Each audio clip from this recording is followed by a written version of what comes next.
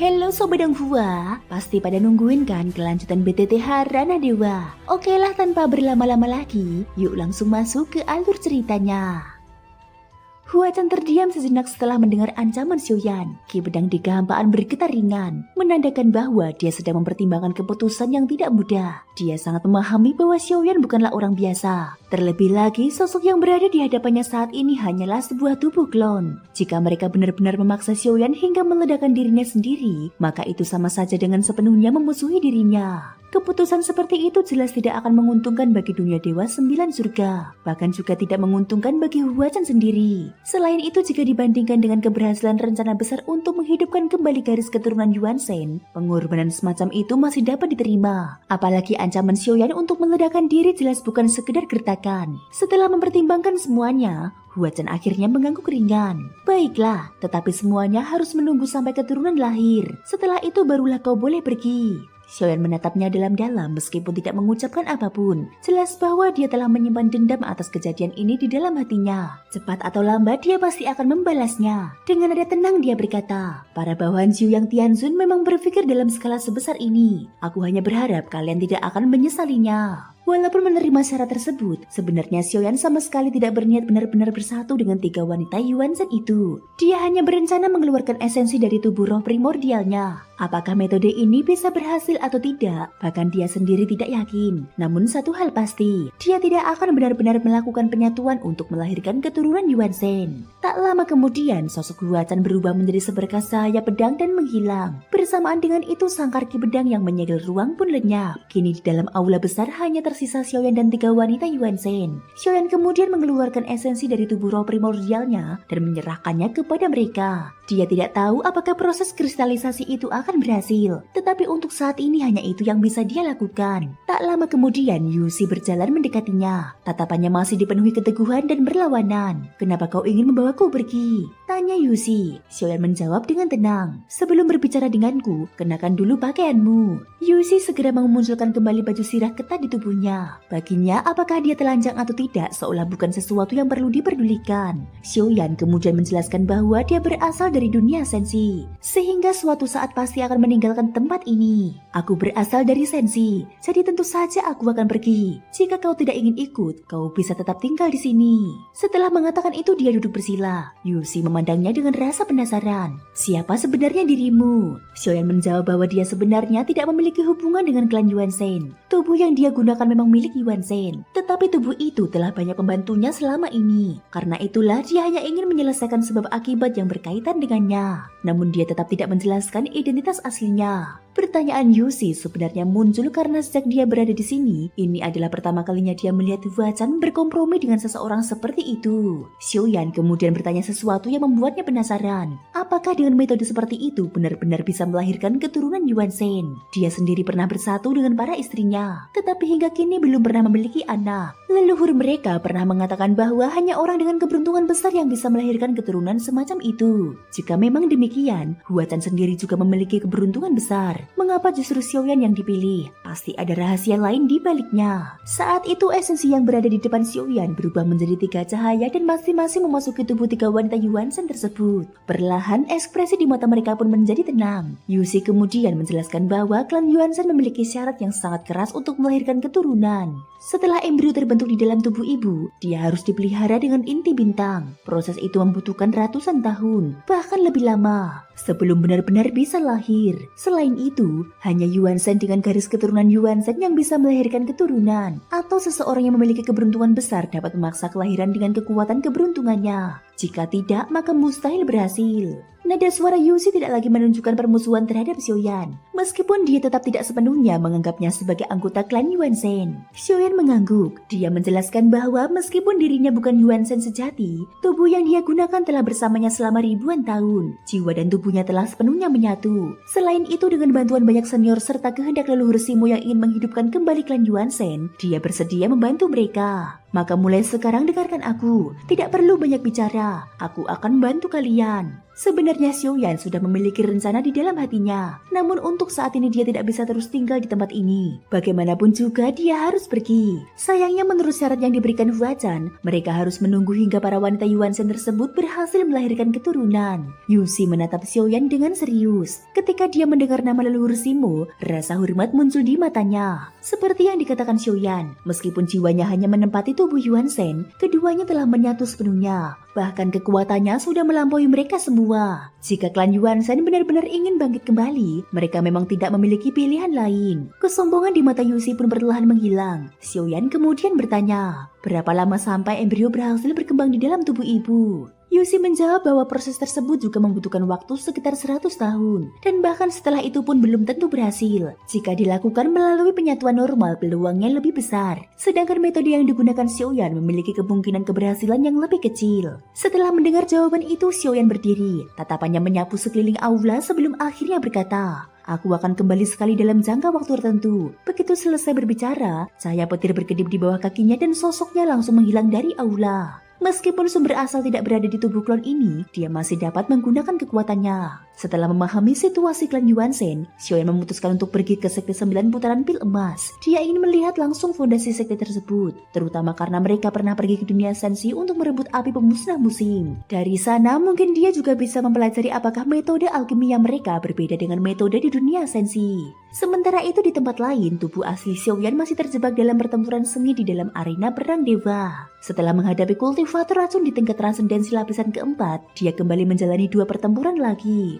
Walaupun pertarungan itu sangat sengit, tingkat bahayanya tidak sebesar saat dia melawan Duxiu sebelumnya. Kini di atas kepalanya telah terkumpul 3.000 helai ki kekacauan, dan peringkatnya melonjak hingga sekitar posisi 7.000-an. Dalam 2 pertempuran terakhir, dia selalu menjadi pihak yang dipilih oleh lawannya. Namun kali ini situasinya berbeda. Xiaoyan sendiri yang harus memilih lawan. Di hadapannya muncul 3 bayangan hitam dengan aura yang sangat dalam. Di atas kepala mereka masing-masing melayang jumlah ki kekacauan yang berbeda. 3.000, 6.000, dan 10.000 helai. 2 yang terakhir jelas berada di luar kemampuannya saat ini. Sehingga satu-satunya pilihan realistis adalah bayangan dengan 3.000 helai ki kekacauan. Namun Xiaoyan tetap ragu. Jika dia kalah, semua ki kekacauan yang telah dia kumpulkan akan langsung hilang. Dia bahkan sempat melirik bayangan dengan 10.000 helai ki kekacauan, dan jika dia berhasil mengalahkannya, peringkatnya pasti akan melonjak jauh lebih tinggi. Untuk memastikan pilihannya, Xiaoyan mengeluarkan Suyu dan bertanya kepada Yi yang berada dalam konferensi kekacauan.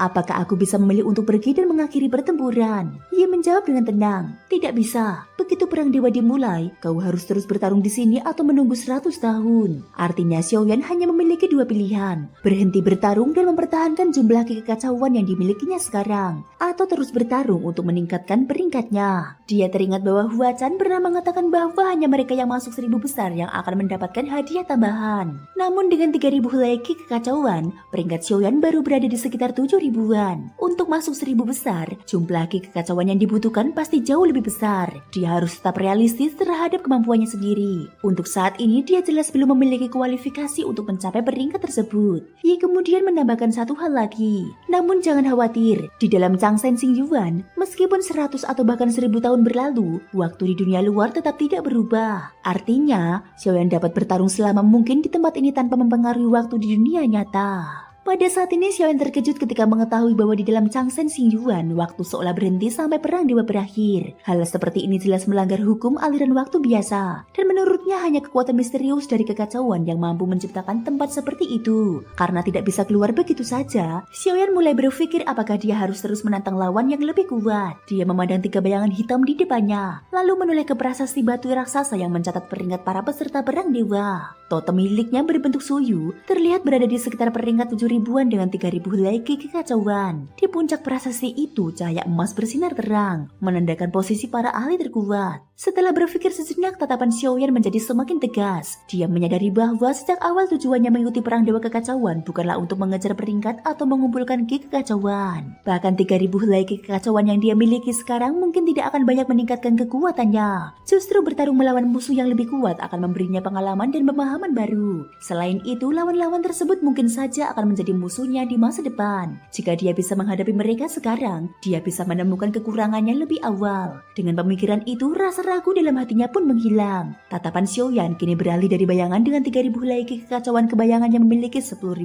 helai ki kekacauan. Meskipun dia tidak yakin apakah sistem arena benar-benar mengizinkannya membeli lawan itu, dia tetap memutuskan untuk mencobanya. Kalau begitu, lebih baik bertaruh kecil untuk mendapatkan hasil besar. Tanpa ragu, Xiaoyan melangkah menuju bayangan hitam dengan 10.000 helai ki kekacauan. Kali ini tubuhnya tidak terbental. Medan perang di sekelilingnya berubah. Kekosongan perlahan membentuk tanah yang kokoh, menciptakan medan perang kekacauan yang sudah mulai ia kenal. Kabut di depan perlahan menghilang. Di dalamnya berdiri seorang pria dengan satu tangan di belakang punggung dan tangan lainnya memegang pedang panjang. Saat melihat wajah orang itu, tubuh Xiaoyan langsung bergetar. Hua Chan. Dia sangat terkejut. Wajah dan ki pedang yang dipancarkan sosok itu benar-benar identik dengan Hua Chan dari dunia Dewa 9 Surga. Namun setelah mengamati dengan lebih teliti, Xiaoyan menyadari bahwa ada sesuatu yang berbeda. Pakaian dan aura orang itu tidak sama persis dengan Hua Chan yang dia kenal. Aura pedangnya terasa lebih tajam dan cekatan. Selain itu, tatapannya pada Xiaoyan juga tidak menunjukkan tanda mengenal. Dari situ Xiaoyan mulai mendebak bahwa sosok ini mungkin bukan Hua Chan dari masa sekarang, melainkan Hua Chan dari garis waktu lain, mungkin dari masa lalu. Hal serupa pernah dialami ketika bertemu Fu Xing, yang juga tampak sama tetapi bukan orang yang dia kenal di dunia aslinya. Tekanan yang dipancarkan Hua Chan di hadapannya berada di sekitar tingkat kelima alam transendensi. Meski tidak mencapai tingkat keenam, aura pedangnya tetap sangat menakutkan. Xiaoyan bahkan merasa bahwa kekuatan orang ini sangat tidak masuk akal. Dia juga menyadari bahwa Hua Chan di dunia Dewa 9 Surga sebenarnya tidak benar-benar berniat membunuhnya. Jika tidak, hanya dengan tekanan ki pedangnya saja sudah cukup untuk membuat Xiaoyan tidak mampu bergerak. Namun di sini situasinya berbeda. Begitu Xiaoyan berhasil menenangkan dirinya, Hua Chan langsung mengangkat pedangnya dan menebas. Tidak ada gelombang energi yang mengguncang langit. Tidak ada ki pedang raksasa yang merobek ruang. Hanya seutas garis putih tipis yang hampir tak terlihat, melintas begitu cepat. Serangan itu terlalu cepat. Meskipun Xiaoyan sudah bersiap menghindar, tetap saja darah langsung memercik. Satu tebasan itu memotong salah satu lengannya. Xiaoyan segera menggunakan petir ekstrim untuk memindahkan posisinya. Sementara lengannya yang hilang langsung beregenerasi. Dia bahkan belum sempat mengaktifkan menara penekan Dewa 7 lapis ketika rasa bahaya kematian yang luar biasa tiba-tiba menyelimutinya. Dalam sekejap, pedang Hua Chan kembali bergerak. Xiaoyan bahkan tidak sempat bereaksi sebelum tubuhnya langsung terbelah menjadi dua, lalu hancur menjadi potongan daging yang tak terhitung jumlahnya. Hanya dengan 2 tebasan, Hua Chan telah membunuhnya. Namun sesuatu yang aneh terjadi. Potongan-potongan tubuh Xiaoyan yang berserakan tiba-tiba bergerak kembali, menyatu sama lain hingga membentuk tubuhnya kembali secara utuh. Di antara alisnya tanda hati Yuan Shen bersinar terang. Xiaoyan hidup kembali. Dia tidak bisa menahan amarah di dalam hatinya. Aku bahkan tidak memiliki kualifikasi untuk bertarung melawan dirimu yang dulu dengan kekuatan penuh. Dengan penuh tekad, hati Yuan Shen kuno di antara alisnya langsung dia hancurkan. Sekejap kemudian energi darah yang sangat kuat meledak dari tubuhnya. Kekuatan ini bahkan melampaui kondisi puncaknya sebelumnya. Energi darah bergulung liar, otot-ototnya membesar, urat-uratnya menonjol seperti naga, dan cahaya emas gelap mengalir di bawah kulitnya. Seluruh tubuhnya berubah seperti dewa iblis purba yang membakar energi darahnya sendiri. Namun kekuatan ini memiliki harga yang sangat mahal. Kesadarannya mulai terasa berat karena teknik ini memeras potensi asli dari garis keturunan Yuan Shen. Tubuh Xiaoyan berubah menjadi wujud raksasa Yuan Shen, dan kekuatan fisiknya melonjak hingga tingkat ekstrim. Dengan kekuatan penghancur bintang, dia menuangkan seluruh tenaga ke dalam pilar Tianjun di tangannya. Senjata raksasa itu memancarkan cahaya puluhan ribu sang saat dia mengayunkannya dengan kekuatan yang mampu menghancurkan bintang. Medan perang bergetar hebat ketika serangan itu menghantam ke arah Hua Chan. Namun ekspresi Hua Chan tetap dingin. Menghadapi serangan sedahsyat itu, dia hanya sedikit mengangkat pergelangan tangannya. Ki pedang putih melintas ringan seperti memotong kertas. Tanpa suara besar, pilar Tianjun yang membawa kekuatan luar biasa itu terpotong rapi oleh ki pedang tersebut. Permukaan potongannya halus seperti cermin, dan seluruh kekuatan yang terkandung di dalamnya langsung runtuh. Serangan pamungkas Xiaoyan dihancurkan dengan mudah, seolah kekuatan kecil mampu menangkis kekuatan besar. Namun Xiaoyan tidak berhenti. Saat pilar Tianjun terbelah, dia langsung melancarkan serangan kedua yang sudah dia siapkan sebelumnya. Tombak penghancur bintang melesat seperti naga keluar dari laut, merobek ruang dan menusuk langsung ke arah Hua Chan dengan kekuatan yang lebih terkonsentrasi. Namun Hua Chan tetap tidak bergerak. Dia hanya menggerakkan pedangnya perlahan dan menusukkannya ke depan. Pada saat yang sama, suara benturan logam terdengar jernih. Ujung tombak Xiaoyan bertabrakan langsung dengan ujung pedang Hua Chan. Sejenak waktu terasa berhenti. Pada detik berikutnya, ki pedang yang sangat menakutkan mengalir sepanjang tombak itu dan langsung menyerang balik menuju Xiaoyan. Thank you guys sudah mendengarkan ceritaku di episode kali ini sampai akhir. Ikutin terus kelanjutan episode berikutnya ya. Terima kasih buat kalian semua yang udah subscribe, like, dan komennya. Semoga hari kalian menyenangkan. Sampai jumpa dan bye-bye.